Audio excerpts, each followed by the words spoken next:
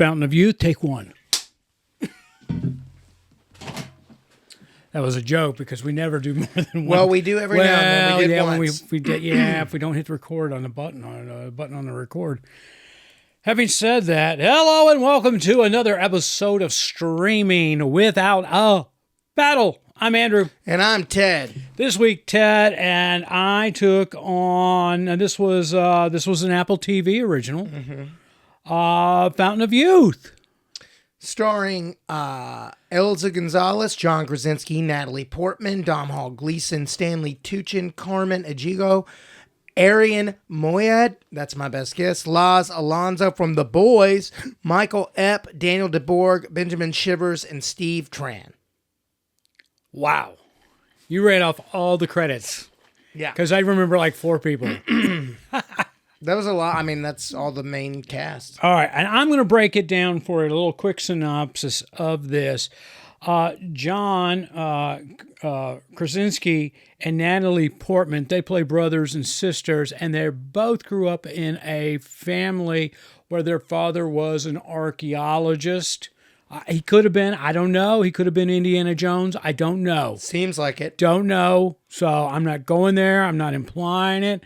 But that's where we're going with this on from a standpoint of putting things in perspective. So they're the kids of an archaeologist, and they too have gotten into the art world and the archaeology world in one way or another. Now, John Krasinski's character, Luke Perdue, he's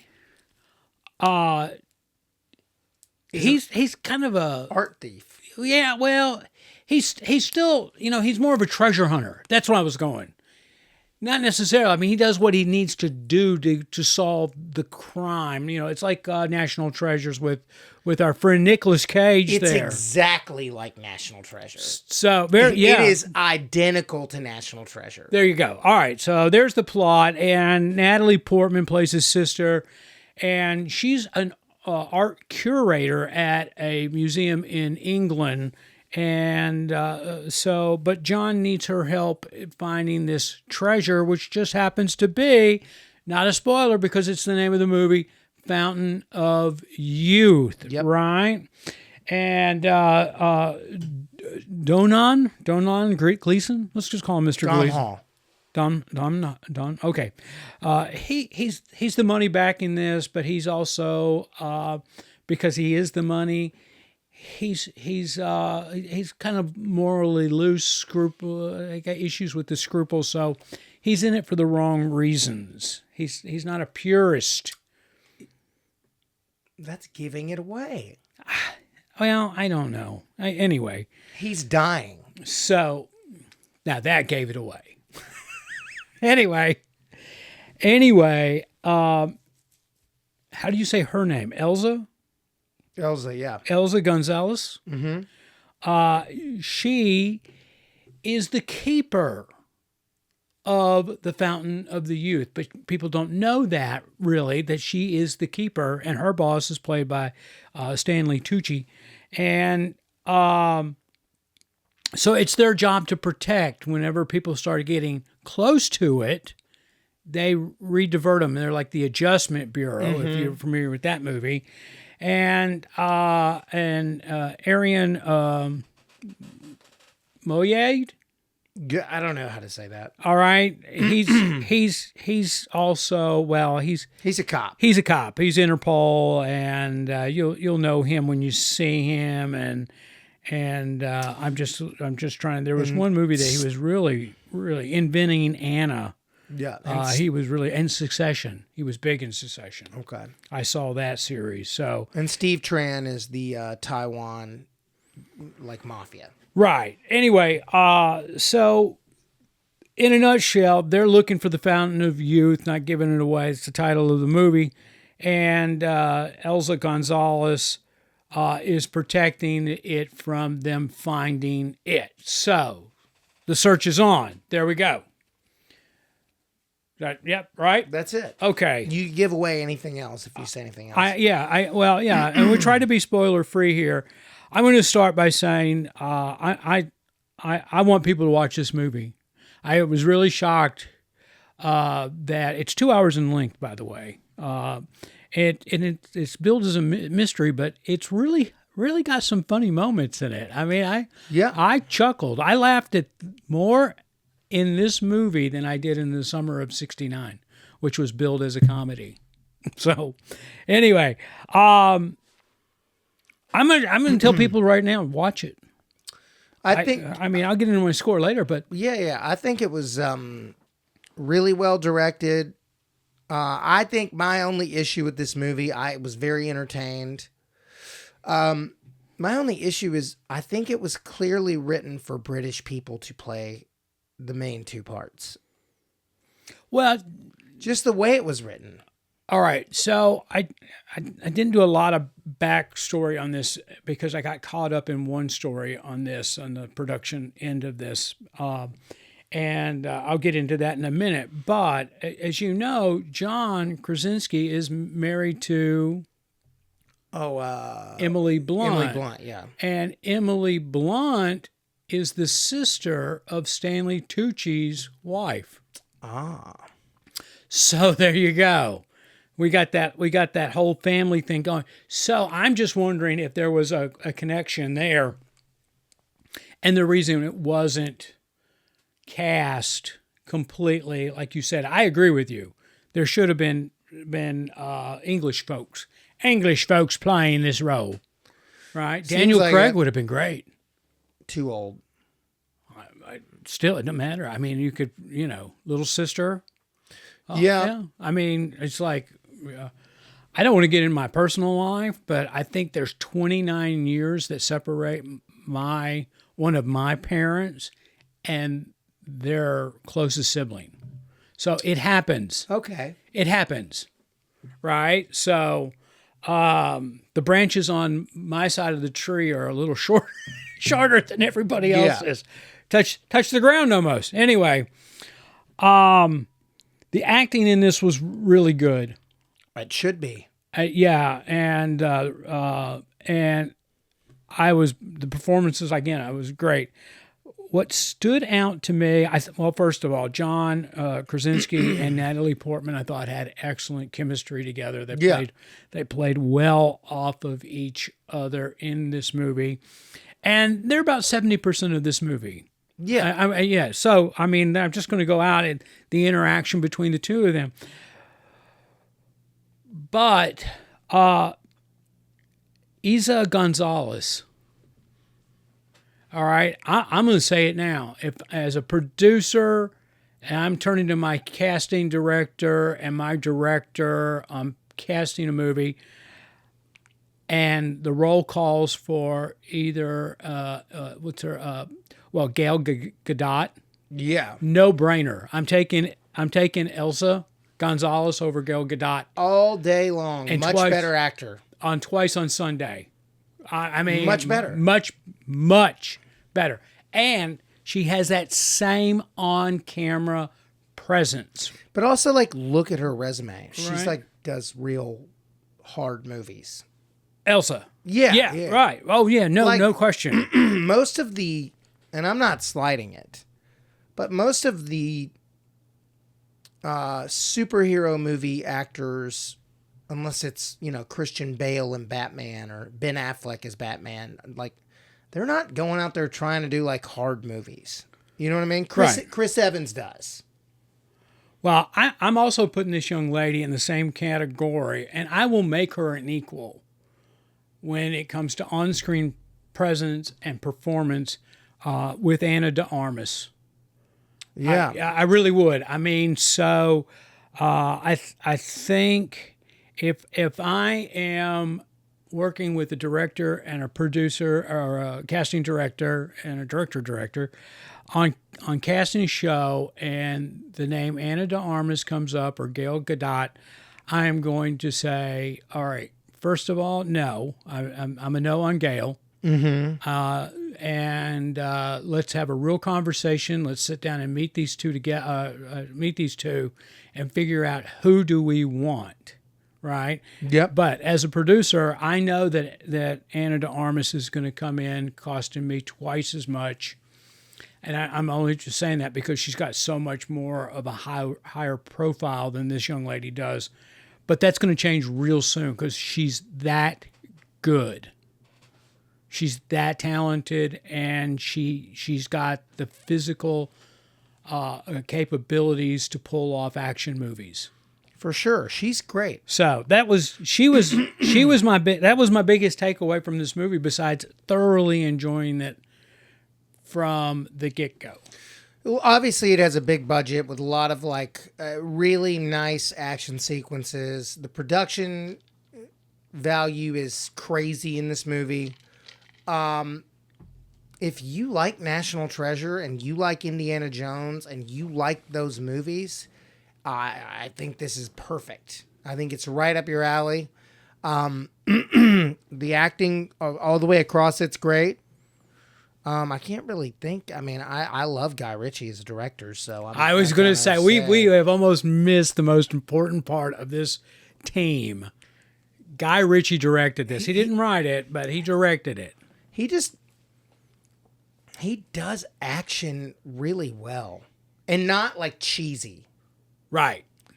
Yeah, it's not cheesy. I mean, to me, I had a couple issues with just some dialogue, but like, whatever. That dude wrote Zodiac, so he's a better writer than me. Are you talking about James Vanderbilt? Yeah, he's written some bangers. A couple lines, Yeah. I was like, I think you wrote this for a British person.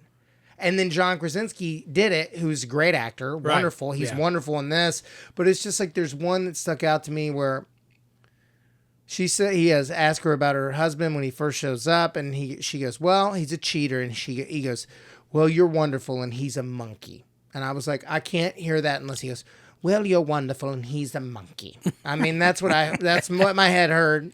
You're probably absolutely right on that. I mean, it should have just been like, if you want to make it American, just be like, well, I mean, this guy's a treasure hunter. He's a roll with the punches, like Indiana Jones is like a genius, but he talks when he's just running around in, a village in Qatar or wherever he's at. He just talks like a normal person. And I think he should have been like, well, you're wonderful, and he's a douchebag. I mean, that's American. Yeah, That's it though. I agree. I tell you what, I wouldn't have bought John Krasinski as the Indiana Jones-esque character in this had I not been preconditioned by his roles in Tom Clancy's Jack Ryan. Jack Ryan. It might have been a little harder to swallow, but in watching this, though, my first impression was he's doing a great job. Yeah, he's great. I mean, his face is getting, as he's getting older, and we all do. I mean, but his face is getting more of a caricature to it, and so it was kind of neat to see that. But like I said, I kind of envisioned Daniel Craig actually coming in, and I don't know what he looks like, and the difference between he and Natalie Portman in age, but I could see him playing that role very, very easy. So anyway, as I said, and by the way, rumors are the production budget on this was $180 million. Easy. I mean, come on, dude. Easy. $180 million. You know how many pages they shot a day of a 130-page script? 2. Yeah. Sometimes 1. Yeah, I was going to say. All right, so this is where my background check and research on this movie went off the rails. This movie was written by James Vanderbilt. So we live in Nashville, Tennessee. And Nashville, Tennessee is home of Vanderbilt University. Now, I don't know of any Vanderbilt family other than that Vanderbilt family. And that's the same Vanderbilt family that built the Biltmore over in Asheville, North Carolina. The great grandfather Vanderbilt was a railroad tycoon, and He made lots and lots of money, and of course then the family got into it, and it just kept going. And so James Vanderbilt, the writer of this movie, is the great grandson of the Vanderbilt. So I found that very interesting. Now and I say this with all sincerity, I had the honor and the privilege of working with a Vanderbilt. Oh, yeah. But he goes by the name of Cooper, as in Anderson Cooper. His mother was Gloria Vanderbilt. And, of course, she was the fashion designer and so much more than that. But that's where her public claim to fame comes from, was Vanderbilt jeans, Gloria Vanderbilt. Yeah.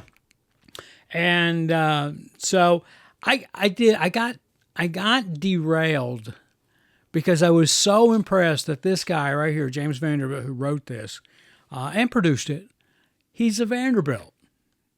I mean, he is a Vanderbilt. So I'm sorry. I apologize to the listeners out there. I try to be prepared as I can. But that was just so fascinating to me to find out that, oh my God. I mean, it's like the name Vanderbilt in America is like Kennedy, or Howard Hughes, or Rothschild, or Rockefeller. So anyway, all right. Acting in this, I loved it. Again, great chemistry between all the characters. Elsa, I'm killing your name. I know. Easy. I'm going to work on that. Are you talking about the Gonzalez? Yeah. Yeah. Elsa? Yeah. Yeah. Okay. I think she was she was the shining star in this, away from John and Natalie. I mean, she did a great job. And again, I was just blown away by her presence when she was on film. So, having said that, and again, I like this movie. You want to get to some numbers, Ted? Yeah. All right. We're just because this is just a straight up general movie for enjoyment. I'm an 8.6. I mean that's where I'm at. This is an 8.6. This is a good movie. 8. You're an 8. All right. I was really shocked once I got it, 3/4 of the way through this thing. I was like, why? And I'm not complaining because I got Apple TV and I pay my $11 a month.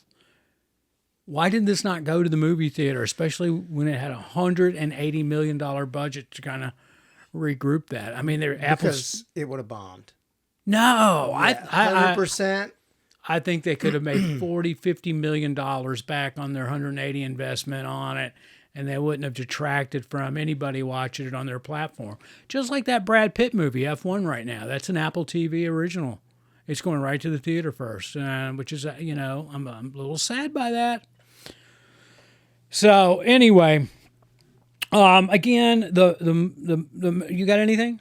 No, I think I'm a watch. I'm a watch. I actually told Andrew off air that I had to watch the last 20 minutes of this at work, and I had to keep looking back and forth.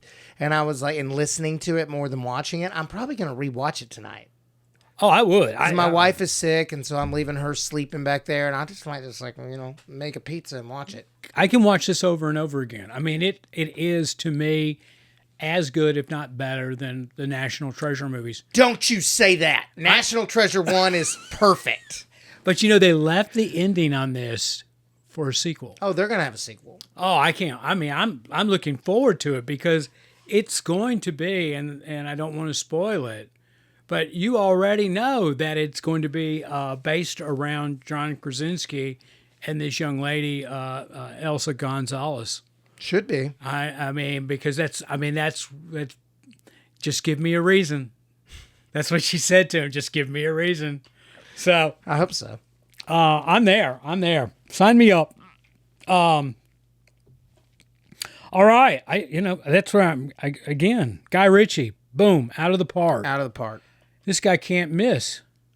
Bangers every day. I mean, he just can't miss. It's just, he's so bankable right now. I mean, he's really good. Quiet Place. Ooh, he's a beast. So, Well, you know, Oh, you said Guy Ritchie. Sorry. Guy Ritchie. Yeah, I no, was you're looking talking at John. Krasinski. Yeah, Yeah, Guy Ritchie. The Mobland show is great. yeah. Well, and we just watched something else that was Guy Ritchie too, and I was just like, he is.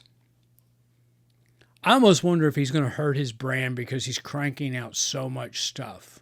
No, he had a couple hiccups there for a few years that weren't very good. Uh-huh. Like he had 2 bangers out the gate. He had Lock, Stock, and Two Smoking Barrels, which is so good. And then he had Snatch with Brad Pitt and all them, and those were such bangers. Right. That then after that, he married Madonna, and he did a movie with Madonna that wasn't very good. He had a couple there in the middle that weren't very good.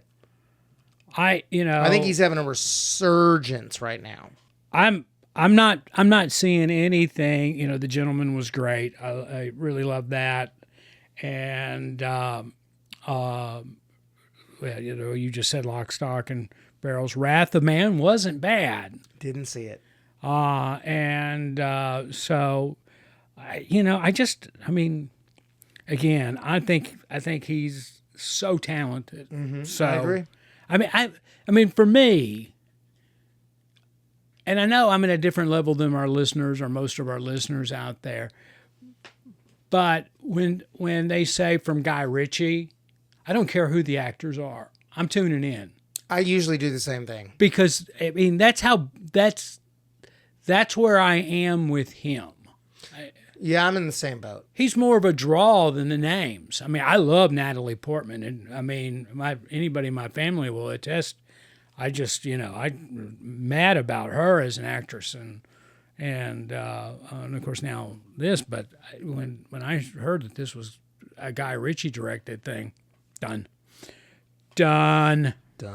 Yeah. So, all right, everybody. We appreciate you listening. Thank you so much. Thanks again for tuning in to Streaming Without a Paddle. I'm Andrew. And I'm Ted.